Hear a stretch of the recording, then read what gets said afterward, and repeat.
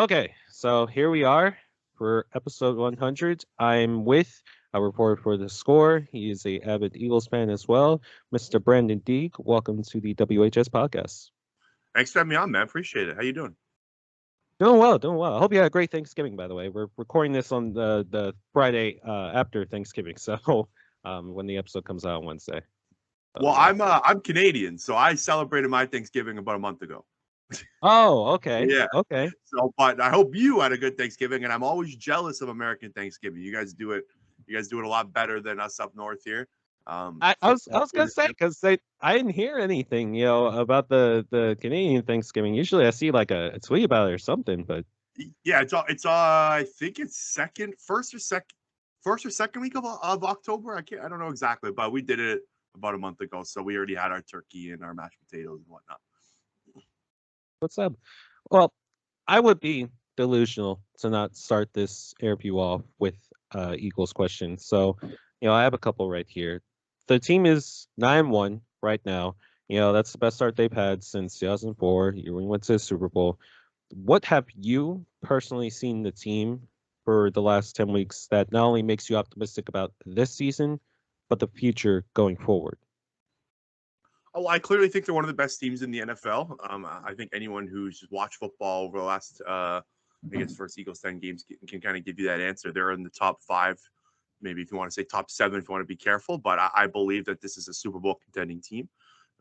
All the additions that Howie Roseman made this offseason, you can see kind of panning out, and his vision of the team is working. AJ Brown, of course, has completely changed the offense. Just pairing him with Devonta Smith has worked wonders for Jalen Hurts. And then if you look at the defensive side of the ball, Chauncey Gardner-Johnson, of course, leading the league in interceptions. You acquire him in August. James Bradberry has been an awesome kind of second corner to Darius Slay. Jordan Davis, the guy that they drafted in the first round, was playing well before he got injured. And then if you just take a look at think about this, like Howie Roseman watches the games against Houston and Washington and goes, we got to fix our run defense. Picks two defensive linemen that are sitting there in free agency. They step in and they were one of the better players on the team in that game against the Indianapolis Colts. So I think Howie Roseman's done a tremendous job of kind of filling the roster. So yeah, just kind of big picture for this season. It's been awesome. It's been fun to be an Eagles fan. I'm sure Eagles fans are having fun watching this team.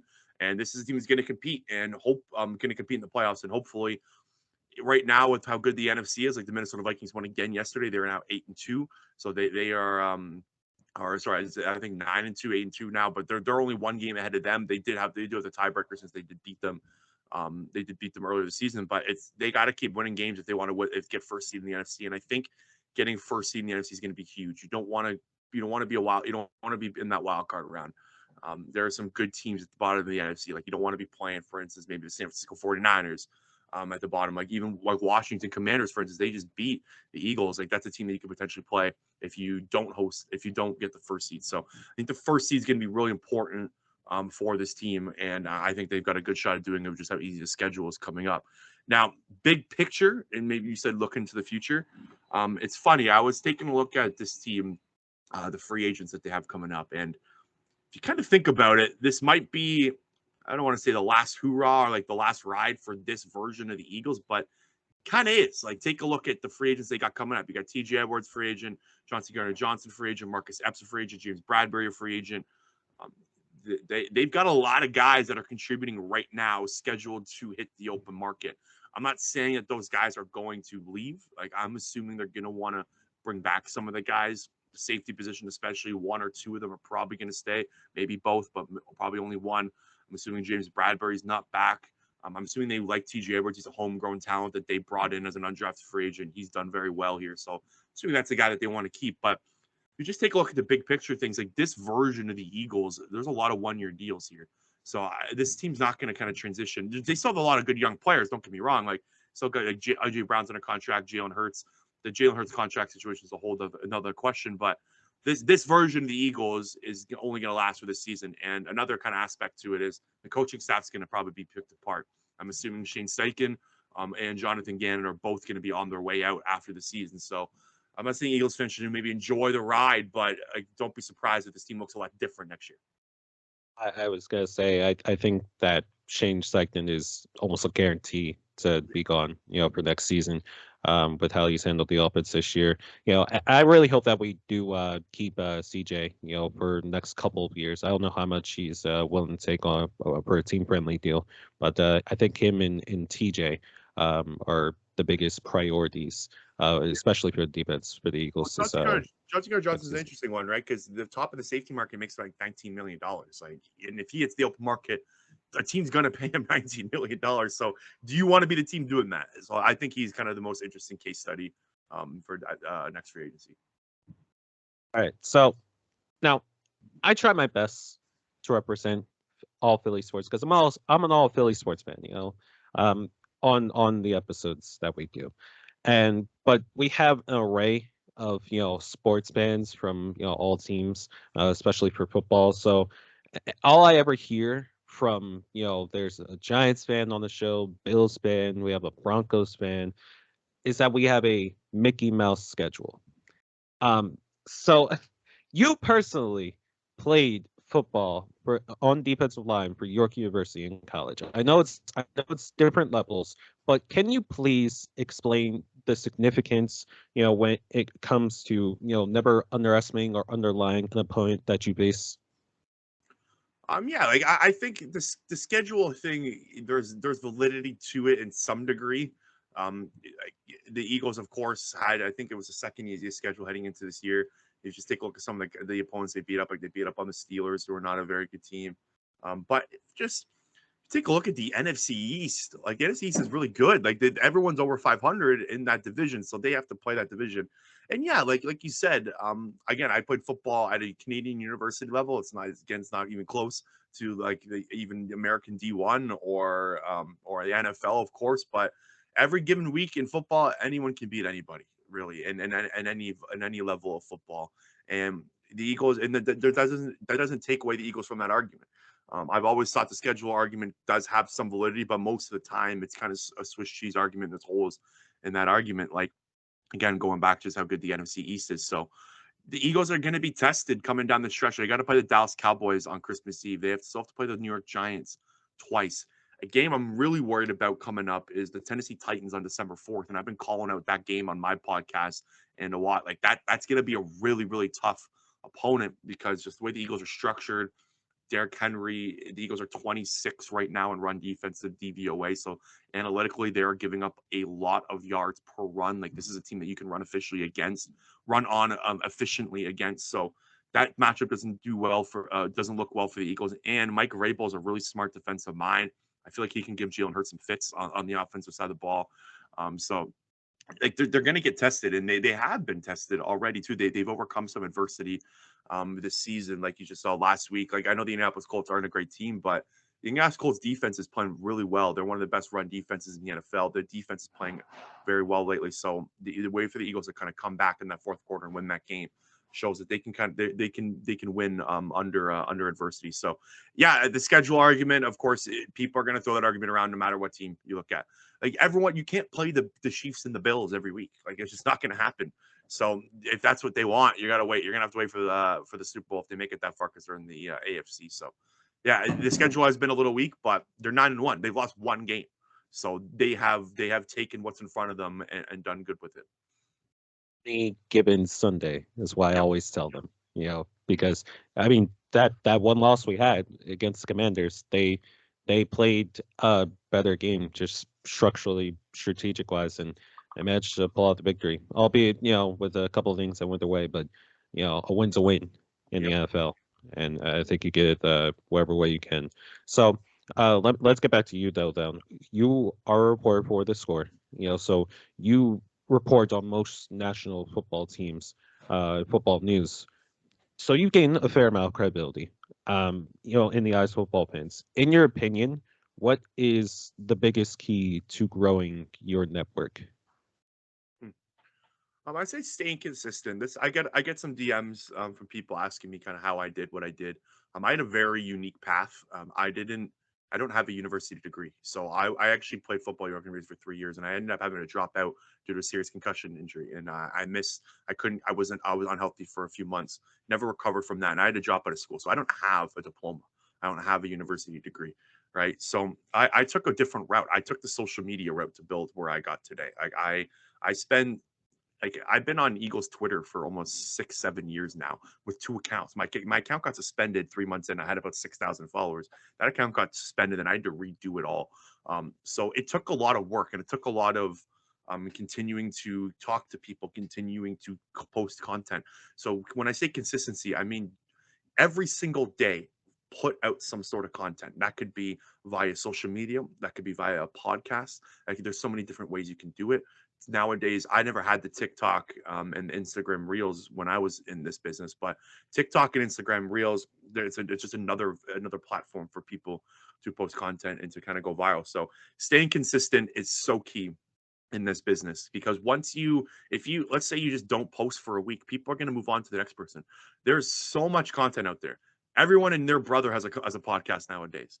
Everyone and their brothers on Twitter. Like there's so much content out there, so you got to be unique and you got to be consistent. That's kind of the lesson that I told people. And talk to people, get advice from people. Don't be afraid to use someone to grow your platform. I know it sounds bad, but everyone does it, and I didn't. And I got really like I have about 3 or 4 people that have helped me a lot get to where I am today. My cousin got me a job at the National Football Post. If my cousin didn't get me that job, I probably don't have a job at the Score. You did a betting show with a guy named Gilles Gallant, who works now for Action Network. He helped me a lot get into kind of the gambling business. If it wasn't for him, I don't know if I'd be here as well. So talk to people, communicate with people that are in the same kind of boat as you, same kind of area as you, and use each other to grow your platform. I know this is a little off topic, but I listened to a podcast from Mr. Beast. I don't know if you know Mr. Beast is the famous YouTuber, and he had a great point. Like he had a great story where he said him and his 5 friends, all they did was YouTube for years, just him and his 5 friends, and they helped each other out. And I thought it was just really kind of you can use that example in the sporting world as well.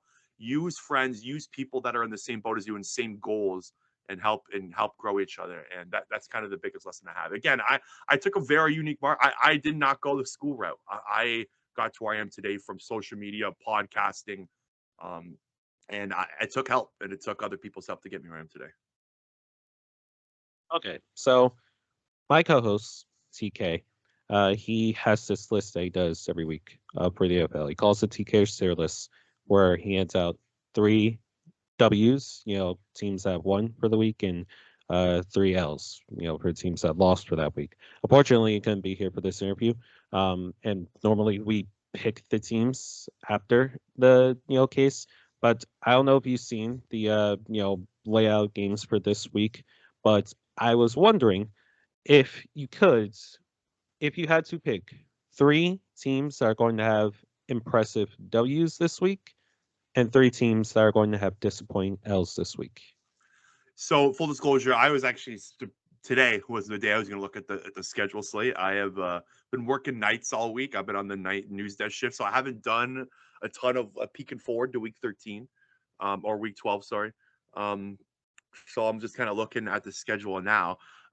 We can start with our Eagles. I think the Eagles are going to kick the Packers' ass. Sorry if I'm swearing here, but I think they're going to win. No problem. Trust me. We don't mind. We don't mind. We don't mind. I think this is a very good matchup for the Eagles, and I think they're going to do very well on Sunday night.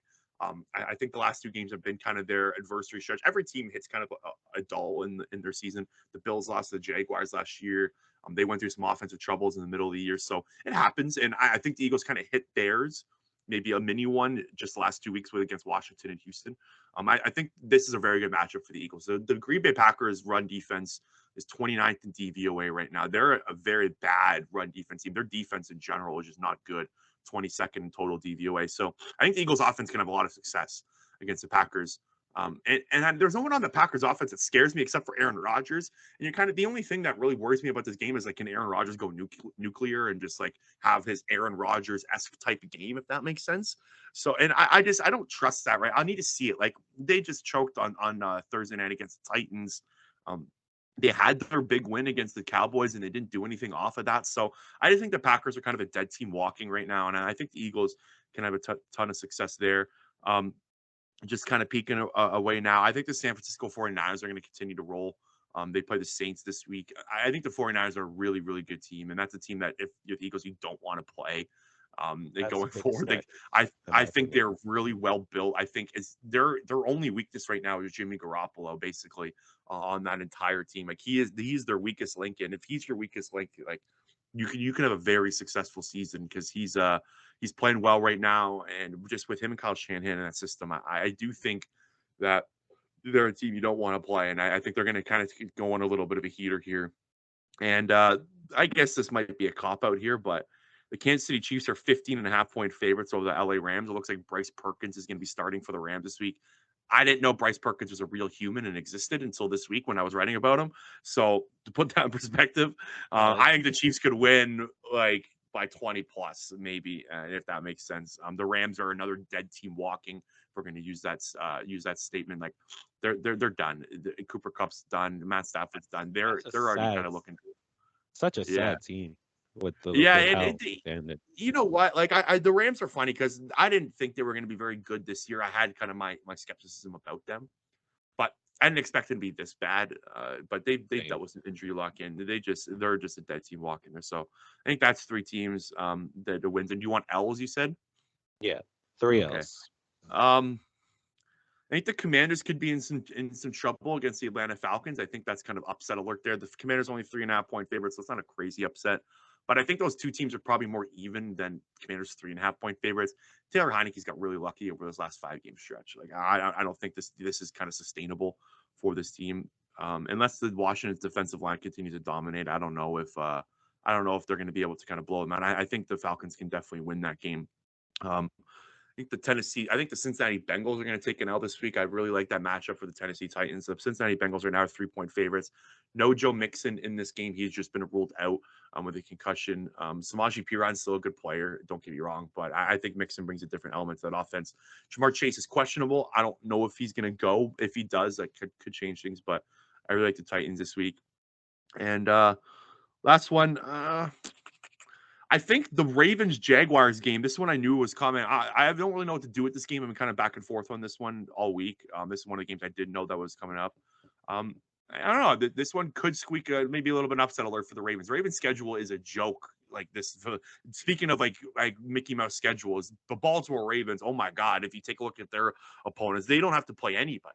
And the Jacksonville Jaguars are arguably their best team they're playing over like this 9-week stretch. So or 8-week stretch. So I think they could give us some trouble, but again, this is just coming from the top of my head. I have today was my day to kind of dive into the week 12 schedule.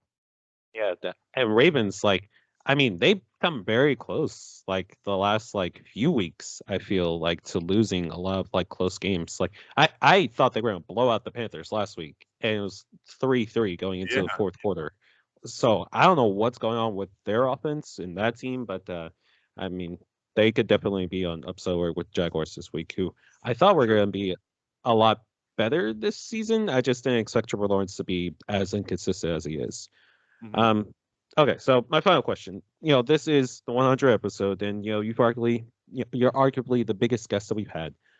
So we've been doing hot takes for ever since episode 1, and we have the WHS fan hot take.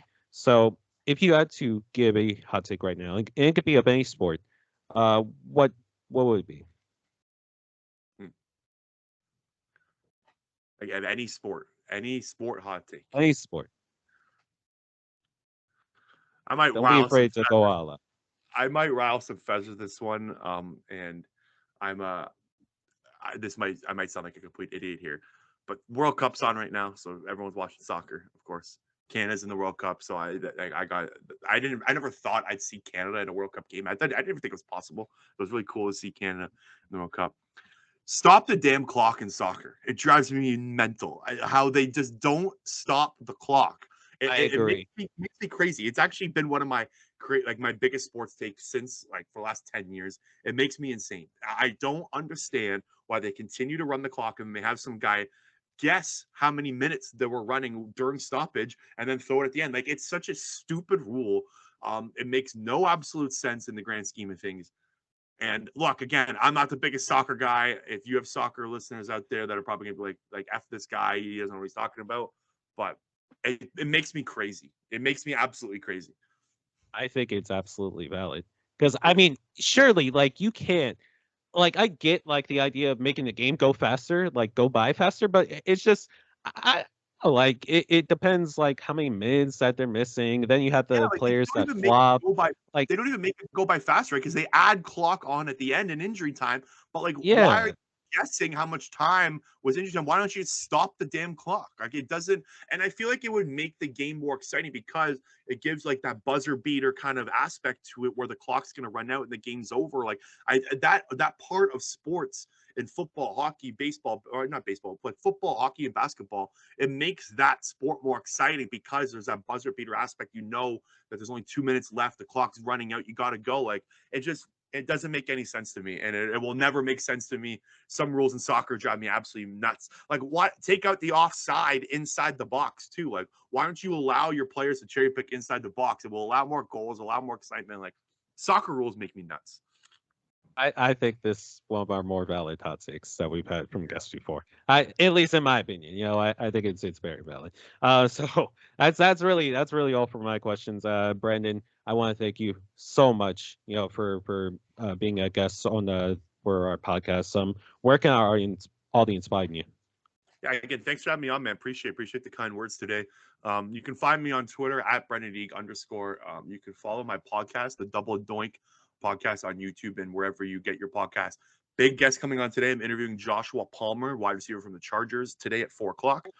So I don't know, a lot of people know he's Canadian. He was actually born and raised just about 40 minutes away from me. So really cool guy, really guy I wanted to talk to for a while. So that's coming up today at 4. Will probably be up on podcast networks around 6. By the time you listen to this, you'll be able to find it. So really cool guest there. You can go back and all previous guests. If you're an Eagles fan, I interviewed Brian Dawkins this summer, of course, everyone's favorite player who's an Eagles fan. So you can go check that out. And then you can find my work at The Score. I'm at thescore.com. You can just look up Brenden Deeg on The Score and you can read all my stuff. I post all my articles on Twitter as well. I'm a news editor at The Score, so I don't have any takes at The Score, so I'm not allowed to throw takes out there. I'm not like I break the news basically. So all my articles are just what happened. So if you're looking for some flaming hot takes for my Score articles, you're not going to find it there. You're going to have to find it on Twitter. Yeah, that's pretty much it, man. Thanks for having me on, Cameron. I appreciate this. It was fun. I appreciate you, Brenden. Take care. Hey guys, this is PC here, the co-host, director, editor, you get the point. Well, I hope you enjoyed that video. Make sure to like it, of course, and subscribe while you're at it. It would mean a whole lot to me. And make sure to check out the audio EPs that are always going to be in the description below.